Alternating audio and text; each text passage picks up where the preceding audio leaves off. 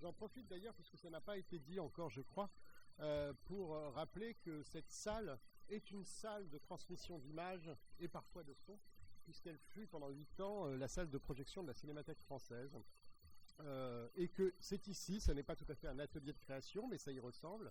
C'est ici que les futurs réalisateurs de la Nouvelle Vague ont découvert le cinéma muet scandinave, japonais, souvent sans sous-titres demeurant, présenté par Henri Langlois dans le cadre des projections mythiques de la Cinémathèque française avant l'installation définitive au Palais de Chaillot, enfin définitive pas tout à fait, au Palais de Chaillot en 1963 jusqu'au début des années 2000. Donc c'est vraiment un lieu de mémoire aussi, de mémoire d'une transmission qui n'est pas une transmission théâtrale, mais une transmission cinématographique.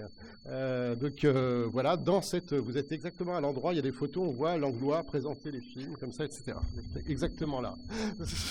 Anne-Françoise Benamou, qui est professeure en études théâtrales, je crois, ici, à l'École normale supérieure, qui a beaucoup travaillé sur des figures du théâtre contemporain, en particulier Chéreau, Coltès, et qui propose ici une communication intitulée « La captation de spectacles en tant qu'archive de l'événement théâtral ». 2 points. Question méthodologique, c'est donc à vous. Merci beaucoup. Merci aux organisatrices et aux organisateurs du colloque de m'avoir accueilli. D'autant plus que je viens plutôt partager des questions, des perplexités que délivrer vraiment un point de vue définitif. Et que c'est justement, je n'ai pas beaucoup d'occasion de partager ces questions. Mon point de départ est ce que nous sommes désormais assez nombreuses et nombreux à avoir vécu en tant qu'enseignantes, chercheurs, chercheuses en études théâtrales. Une révolution archivistique qui a été une révolution aussi pour nos enseignements, nos recherches, pour les travaux que nous dirigeons, puisque en 25 ans, depuis la fin des années 90, nous sommes passés, pour parler du spectacle contemporain, de l'extrême rareté, voire de l'exceptionnalité de l'existence de la captation vidéo, à la norme la plus banale, puisqu'aujourd'hui, qu'ils soient amateurs ou professionnels, qu'il s'agisse de jeunes compagnies ou de théâtres nationaux, et en tout cas dans tous les pays européens, les spectacles sont presque systématiquement captés d'une manière ou d'une autre. Donc là où il n'y a pas si longtemps, il était parfois presque impossible de documenter un spectacle, la matière d'archives a explosé et se dissémine. Et c'est pourquoi, alors on est un petit peu comme la grenouille dans l'eau chaude, c'est une vraie révolution, mais que nous avons subie, vécue, dont nous avons bénéficié peu à peu. Et ce qui fait que mon hypothèse est que nous avons été emmenés dans une espèce de changement de paradigme de nos travaux et de notre discipline, qui est allé plus vite que notre conscience de ce fait. Le mot captation est attesté depuis les années, il est attesté par le TLF depuis les années 30 dans le vocabulaire radiophonique. Là, peut-être vous en parlerez plus, Raphaël, pour parler de l'enregistrement des ondes sonores. Il s'impose au milieu des années 70 pour désigner l'enregistrement audiovisuel du spectacle vivant. Ce milieu des années 70, c'est aussi le moment d'une évolution technique dont certains ici peut-être se souviennent, qui est la commercialisation des magnétoscopes et le début de la circulation des cassettes vidéo. Mais la seconde charnière, qui sera au cœur de mon intervention et qui est encore plus décisive pour ce dont je vais parler, c'est la révolution numérique des années 2000. Et c'est pourquoi je voudrais prendre 2 points de départ. Alors il y aura juste un peu d'images, hein. J'aurais pu vous apporter des archives de théâtre, mais ça va plutôt être un discours sur les archives, donc il n'y aura pas beaucoup d'images. Il y aura quelques 2 minutes de Patrice Chéreau, dont il se trouve que le 10e anniversaire de sa mort est demain, donc c'est aussi une sorte d'hommage. Un propos de Patrice Chéreau, et puis ensuite je parlerai d'un ouvrage. L'un et l'autre se situent juste avant cette révolution numérique. Donc là, nous sommes en 96, au moment de la 2e version de La solitude des champs de coton, et l'ouvrage dont je vais parler en 97. Donc là, on est en 96, et dans ce film, Une autre solitude, qui documente les répétitions de Dans la solitude des champs de coton. Donc Chéreau explique qu'il ne veut pas une vidéo du spectacle. Finalement, il y aura une vidéo du spectacle. Et l'autre point de départ que je prendrai, c'est ce livre, donc publié aux éditions du CNRS et dirigé par Béatrice Picon-Valin en 1997, qui s'appelle « Le film de théâtre ». Titre qui n'est pas choisi par hasard, puisque ce titre est à la fois loin de l'absence d'ambition artistique que connote le mot captation, et le film de théâtre, c'est aussi ce qui s'oppose comme bon objet, si je puis dire, à une autre pratique qui est déjà en partie révolue au moment de l'apparition de l'ouvrage, qui est la transformation d'un spectacle aux normes d'une mauvaise dramatique télévision. Donc le parti pris global de ce livre, c'est de défendre le film de théâtre comme un objet qui doit revendiquer une autonomie artistique, esthétique, tout en conservant la mémoire de la représentation.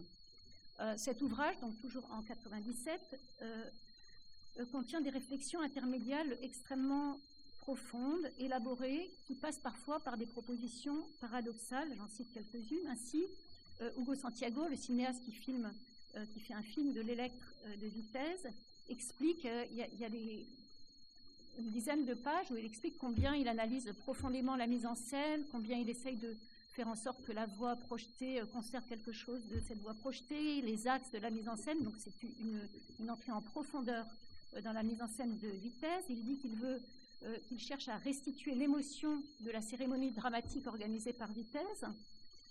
Et dans les dernières lignes du texte, il ajoute que sans aucune coupe dans le texte, ou presque, le film fait 1h45, là où le spectacle durait 2h15. Donc, une demi-heure a disparu. Enfin, je n'avais jamais lu ce texte, ça m'a fait un petit choc parce que j'ai souvent montré cette vidéo à mes étudiants avec un certain nombre de commentaires sur l'archive, mais je ne sais pas, enfin voilà, je reparlerai de cette demi-heure perdue tout à l'heure. De la même façon, un petit peu étonnante, Benoît Jacot, donc c'est un article de Marie-Madeleine Nervanroux, qui est ici parmi nous, explique pourquoi il a besoin, pour restituer l'esprit d'une mise en scène de Brigitte Jacques d'une comédie de Corneille, de filmer les coulisses.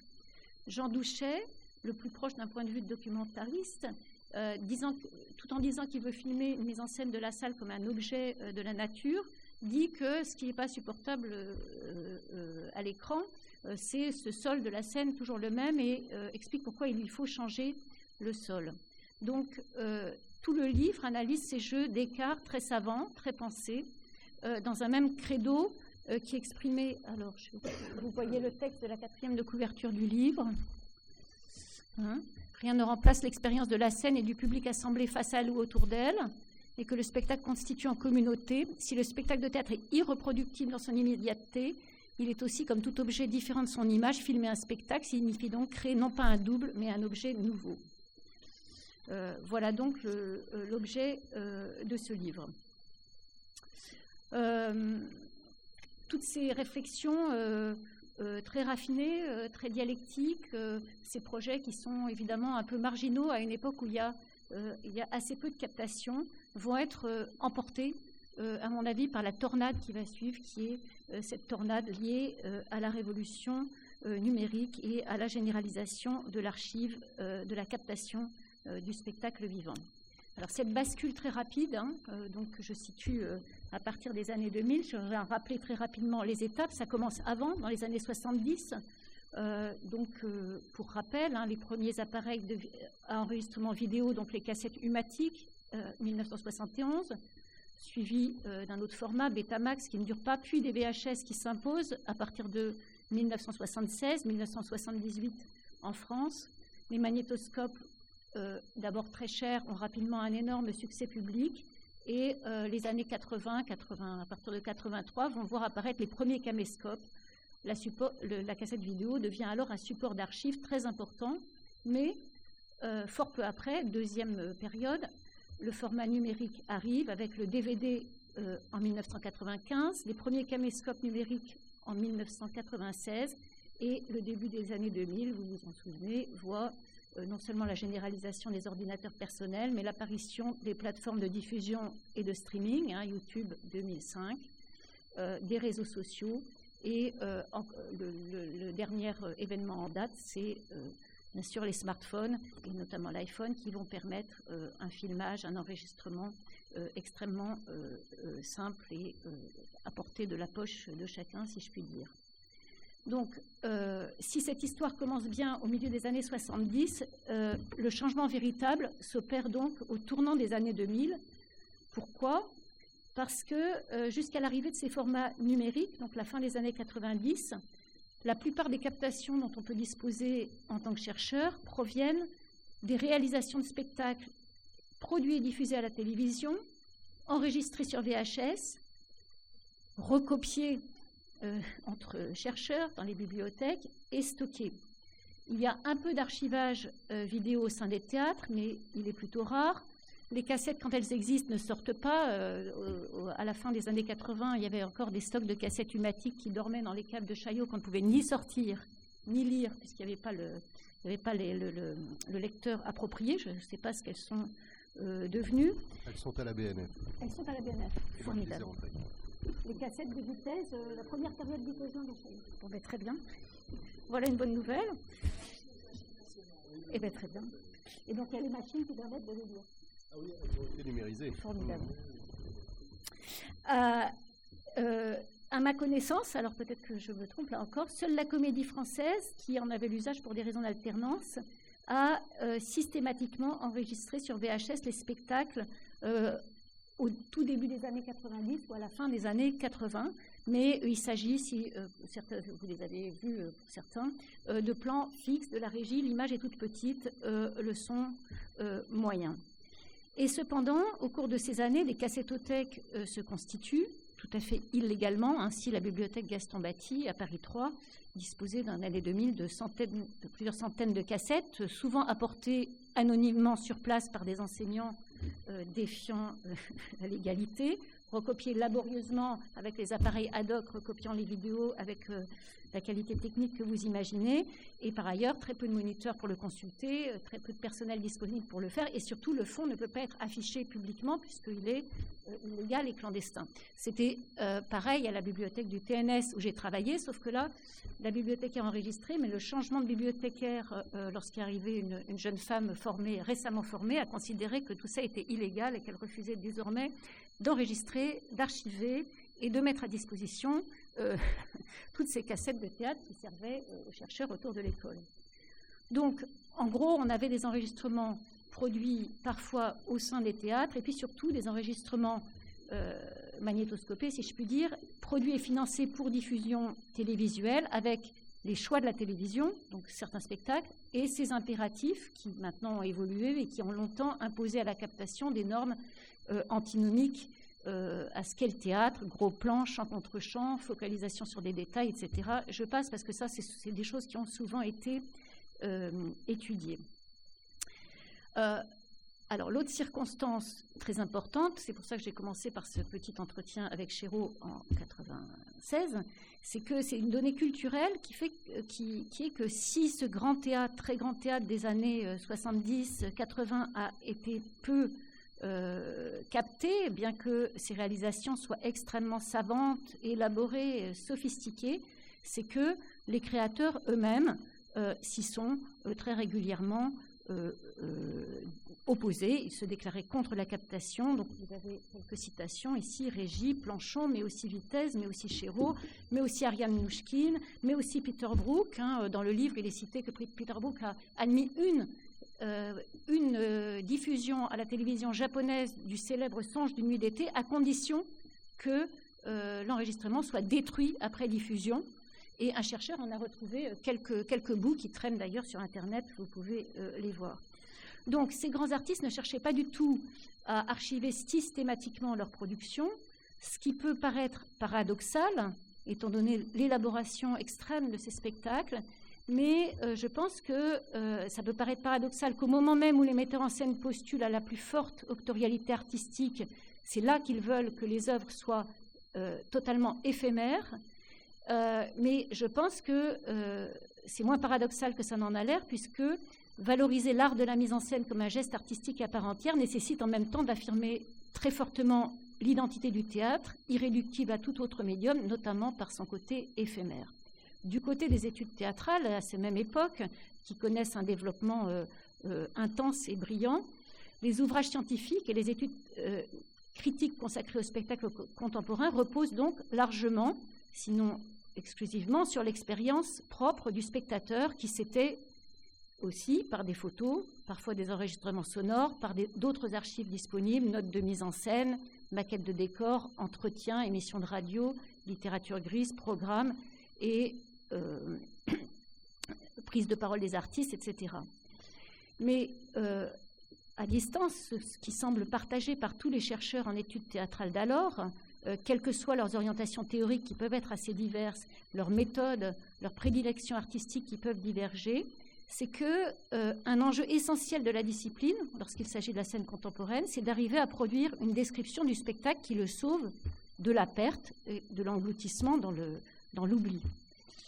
Or, cette description, pour un objet théâtral, est complexe, puisque justement, ça n'est pas un objet, mais plutôt un événement sériel. Donc, chaque occurrence est étroitement tributaire du temps et du lieu où elle advient, qui engage une multiplicité de gestes créateurs conjugués, et surtout face auquel on est soi-même limité dans sa perception, selon le nombre de fois où on voit le spectacle, l'endroit d'où on le voit, la forme dans laquelle on est quand on le regarde, ses capacités mémorielles diverses selon les personnes, sa mémoire visuelle, etc. Décrire un spectacle, c'est donc mettre en jeu tout cela, mais aussi faire un choix épistémologique dans le mode de description, sémiotique, dramaturgique, anthropologique, phénoménologique, qui contient lui-même une postulation sur ce qu'est cet objet et la façon dont il s'adresse au public et le touche. Chaque description du théâtre qui est produite à cette époque engage à la fois très fortement la capacité propre de mémoire et de sensibilité du descripteur-scripteur et explicitement ou implicitement la définition théorique du fait théâtral que comporte son choix méthodologique. Et c'est vraiment à cette articulation, je crois, que s'est construite toute une partie des études théâtrales qui, quasiment jusqu'aux années 2000, pendant une trentaine d'années, concernent l'analyse des spectacles contemporains, ces descriptions apportant du matériau théorique par leur choix et constituant par elles-mêmes une archive extrêmement précieuse, irremplaçable, comme en témoigne la très belle collection des voix de la création théâtrale. Donc là, nous sommes à la fin des années 90, et donc je fais un saut de 25 ans, d'un seul coup, jusqu'à aujourd'hui, pour voir une situation radicalement différente, puisqu'aujourd'hui, la moindre compagnie peut réaliser et réalise une captation de toutes ses productions. Cette captation peut même être parfois assez élaborée, avec plusieurs caméras, en filmant plusieurs représentations. Les théâtres sont pour la plus grande part équipés, archivent une partie de leur production, et surtout, le support numérique rend ces captations copiables, communicables en quelques secondes, alors que les cassettes consultables au fin fond de bibliothèques qui n'affichaient même pas leur fond étaient évidemment très difficiles à trouver et à consulter. Il y a 10 ans, il n'était pas encore si facile que ça d'accéder à toutes ces captations, même quand elles existaient. Les compagnies, certaines les communiquaient volontiers, d'autres s'y refusaient. Une bonne part les donnaient aux chercheurs, aux jeunes chercheurs notamment, sous promesse faite par eux de ne pas les copier, de ne pas les diffuser, de ne les montrer à personne, mais malgré un certain nombre de dilemmes cornéliens, ces captations finissaient toujours par circuler. Et maintenant, il me semble que tout le monde est absolument résigné devant le fait qu'une fois qu'une captation a échappé, sa circulation est générale, inéluctable. Nous avons trouvé des trésors issus de théâtres d'Europe sur un site russe que nous avons beaucoup consulté pendant le confinement avec les étudiants. Le Covid a achevé de tout déverrouiller et ainsi les enregistrements faits sur le nombre, pour la plupart par les créateurs eux-mêmes, par les compagnies, par des gens très proches des créateurs, circulent intensément auprès des programmateurs, des jeunes chercheurs. Nous-mêmes, nous en récoltons des dizaines dans les jurys de thèse que nous diffusons à notre tour. Je ne vous ai pas apporté mon disque dur où il y a 500, qui a cette taille, où il y a 500 spectacles. Nous sommes entrés dans l'ère de la captation généralisée, ce dont j'aurais pu rêver comme étudiante. Vous allez voir qu'il y a quand même d'autres problèmes, et surtout de la dissémination de l'archive vidéo du spectacle vivant par lui-même. Donc ma question, c'est, qui je pense est en partie impensée dans notre discipline, c'est qu'est-ce qui a transformé dans notre discipline, dans notre rapport au théâtre comme objet d'étude, cette soudaine disponibilité d'une archive qui, en plus, tend à devenir, comme dans certaines populations, en termes d'écologie, cette archive tend à devenir hégémonique et elle semble rendre caduques les autres traces, photos, enregistrements, descriptions issues des articles de presse, etc., etc. Tant on a de la difficulté, et je m'inclus quand même, à penser qu'une telle archive ne contient pas en elle-même, quels que soient ses défauts, infiniment plus d'informations sur la représentation que toutes les autres. Donc, il est quand même difficile de se déprendre de la fascination que la captation exerce, d'autant plus, et c'est ça qui, je pense, accentue beaucoup cette fascination, c'est que, comme j'ai dit, maintenant elle est faite au plus près des équipes artistiques et d'une certaine façon comme un prolongement du geste créateur, aussi bien dans les compagnies qui produisent avec très peu de moyens, un smartphone, un petit logiciel de montage, un bon micro et un peu de savoir-faire, donc leurs vidéos, soit à l'autre bout du spectre économique pour les grandes captations audiovisuelles. On a maintenant des réalisateurs très spécialisés, comme par exemple Duncan, qui travaille plusieurs jours de suite avec les artistes, qui travaille quasiment en collaboration avec eux. Donc, contrairement aux vidéos des années 80, qui, je ne vais pas revenir là-dessus, c'est beaucoup étudié, mais qui pour certaines, dénaturent vraiment l'agencement théâtral, ces enregistrements, donc les grandes captations télévisuelles, sont maintenant presque toujours réalisés en présence du public, en s'écartant le moins possible ou très discrètement du point de vue des spectateurs, en prenant régulièrement des reculs pour voir des plans larges, en évitant le champ contre champ, en étant discret sur les gros plans. Donc ce type d'archives vidéo, loin de trafiquer, si je puis dire, le spectacle pour en faire une dramatique, loin aussi de chercher à faire œuvre autonome comme dans le film de théâtre, témoigne au contraire très explicitement d'un pacte de modestie, de fidélité et se présente dans un idéal de collaboration harmonieuse. Donc, dans ce qui est maintenant une sorte de climat de confiance ou d'endormissement de la méfiance vis-à-vis de la captation, on est très très loin de, vous voyez, les opérations dialectiques du film de théâtre par lesquelles j'ai commencé, on voit se répandre des pratiques qui pourraient sembler contestables, à qui défendrait encore ce qu'on appelle dans le livre que j'ai cité l'irreproductibilité du spectacle de théâtre. Par exemple, certains de mes étudiants m'ont dit, pas plus tard qu'hier, avoir eu un prix Crous par vidéo. Ils ont envoyé une vidéo de leur spectacle et le Crous distribue un prix étudiant sur des vidéos de spectacles étudiants. J'ai moi-même participé à un jury dans un festival étudiant où une personne du jury n'avait pas pu voir certains spectacles et les avait regardés sur captation. Les programmateurs programment régulièrement aujourd'hui des spectacles sur vidéo. Oui, mais si cette vidéo est un autoportrait flatteur ou apologétique, si l'équipe artistique s'en est servie pour renforcer et rendre lisible un geste qui, en salle, ne parvient pas du tout de la même manière ni avec la même force, c'est là tout le problème. C'est pourquoi, d'ailleurs, les programmateurs sont parfois déçus des choses qu'ils ont programmées sur vidéo.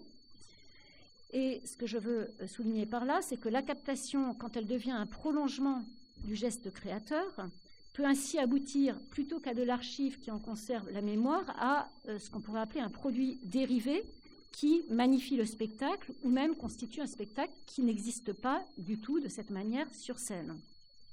Même, alors là je parle de compagnies qui se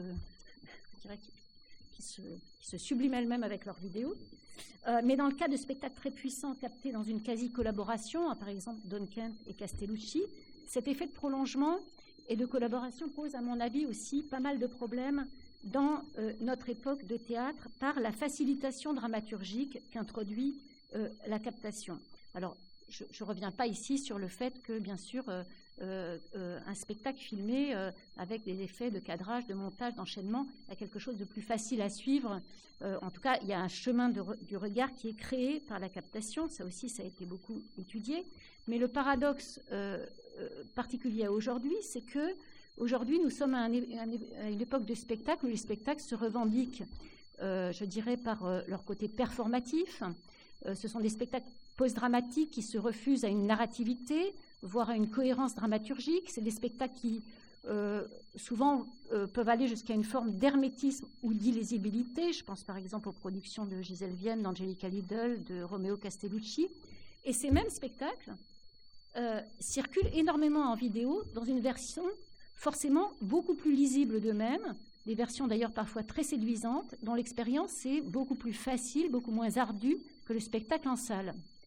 Donc on en arrive à une situation un peu étrange que donc cette captation dénoncée dans la génération précédente comme une sorte de trahison du théâtre contribue aujourd'hui pleinement à la stratégie de réception d'un théâtre qui est beaucoup plus obscur quand on le voit en salle que quand on le regarde en captation dans bien des cas. Il est possible d'ailleurs que ce dédoublement, pour ne pas dire ce double jeu, fasse désormais partie intégrante de la création théâtrale.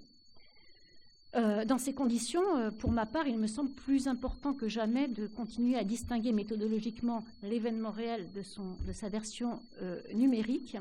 Et à contrario, je voudrais raconter ici 2 situations de lecture de thèse qui m'ont rendu très perplexe, et c'est cette perplexité qui m'a amené ici aujourd'hui. La première situation, j'ai encore un petit peu de temps. 2 minutes. Donc, que je pourrais appeler La proie pour l'ombre. C'est une thèse sur Patrice Chéreau, un an avant sa mort, qui concerne donc beaucoup ses dernières œuvres, et où le choix de l'autrice de la thèse, par ailleurs intéressante, il y a 3 derniers spectacles, il y en a un qui est capté, il y en a 2 qui ne sont pas captés, et le choix de l'autrice, c'est de dire je ne peux parler que de celui qui est capté, puisque c'est sur celui-là que je peux produire un discours scientifique exact, et pas sur les autres. Donc, intense déception et sensation de changement total de paradigme. La deuxième situation sont 2 thèses intéressantes et brillantes sur Angelika Lidl, qui font des chapitres thématiques sur l'œuvre de Lidl, donc, qui est une artiste et performeuse et metteuse en scène espagnole. Donc, situation que j'appellerai Mandra disjecta, où en fait les thèses sont construites en prenant des bouts, des fragments, des séquences. Les spectacles sont construits en séquences dans toute l'œuvre et recomposent thématiquement une analyse de l'œuvre. Donc, intéressant, convaincant, sauf que l'expérience théâtrale, c'est une expérience qui est construite dans le temps et où une émotion, qui est une expérience sur le continuum émotif, selon une expression d'ailleurs de Chéreau, mais l'émotion qui arrive est évidemment tout à fait tributaire du parcours temporel dans l'émotion qui a été fait avant. Donc, d'un côté, les analyses sont parfaites, elles sont brillantes, elles sont tout à fait abouties, et d'un autre, on a complètement perdu l'enchaînement émotif qui est la construction du spectacle. Donc, dans la plupart des travaux qu'on lit, je pense que la distinction, souvent, c'est pas du tout le votre travail, enfin, là, justement, on lit les travaux de Marie-Madeleine, mais très souvent on lit des travaux où on ne peut même plus savoir si l'auteur-l'autrice parle de spectacles qui ont été réellement vus ou qui ont été vus sur vidéo, mais c'est même le cas des articles qu'on lit. Et je pense que si c'est un impensé, c'est que même quand finalement, aujourd'hui, quand on écrit, ça devient vraiment une difficulté puisque on est, je dirais, pris dans ce que les sciences cognitives appellent la transformation des traces mnésiques, c'est-à-dire que c'est le souvenir qui se modifie chaque fois que vous le ressortez du tiroir. Donc, même quand on a vu vraiment un spectacle, le voir et le revoir en vidéo quand on l'a sur son ordinateur finit par effacer l'expérience qu'on en a.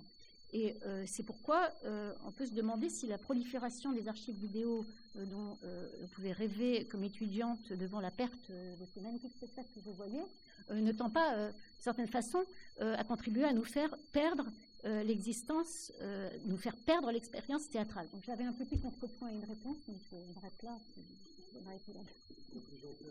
Alors, en conclusion, je veux juste dire que heureusement ça existe quand même et que l'expérience inverse que nous faisons en cours, c'est tandis que ce distinguo se perd complètement parfois dans les travaux que nous lisons et même dans les articles, dans les ouvrages, dans nos propres ouvrages, je ne m'exclus pas forcément de ce symptôme.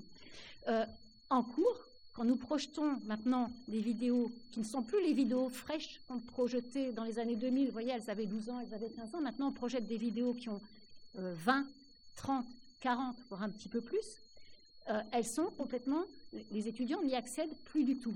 Et donc là, et donc c'est une douleur aussi de voir des spectacles qu'on a beaucoup aimés, qu'on projette aux étudiants, qui sont complètement rejetés, incompris, plus aucun accès émotif, pas seulement parce que c'est de la vidéo, et c'est ça qu'on mesure, mais parce que ces spectacles sont en fait, l'émotion de ces spectacles est liée non seulement à ces spectacles eux-mêmes, mais aux énergies sociales, affectives, politiques de l'époque, comme en témoigne par exemple l'étude que vous aviez fait, Marie-Madeleine, décrit dans 1789. J'ai fait l'expérience avec mes étudiants, 1789, un spectacle où les comédiens crient d'une certaine manière, et ces cris étaient complètement enthousiasmants. Cette ambiance sonore enthousiasmante pour les gens qui ont vu le spectacle était totalement refusée par les étudiants qui ne comprenaient pas cette manière de crier un pardon, je vais très vite. Donc, pour finir, après une expérience pédagogique extrêmement douloureuse de déception, d'impossibilité de partage de ces vidéos, je me dis que la vidéo qui rate son effet, c'est peut-être la plus intéressante parce qu'elle nous oblige justement à restituer tout ce qui, du spectacle, appartient à l'époque, et non pas seulement à l'époque en tant que contexte, mais aux affects, aux sensations de l'époque, et que c'est à travers ça qu'on peut y faire accéder les étudiants. Donc et pour finir, je voulais juste dire que si je devais considérer comme archive le très beau film d'Hugo Santiago sur Electre, la première chose que je ferais depuis la lecture en détail de ce texte, c'est partir à la recherche de la demi-heure perdue et me dire que la demi-heure perdue, là, était peut-être le véritable enjeu théâtral de la mise en scène de Vitesse. Et je suis déjà fait quelques hypothèses là-dessus, mais que je vous épargne parce que merci de m'avoir écouté jusqu'au bout, j'ai déjà dépassé mon temps.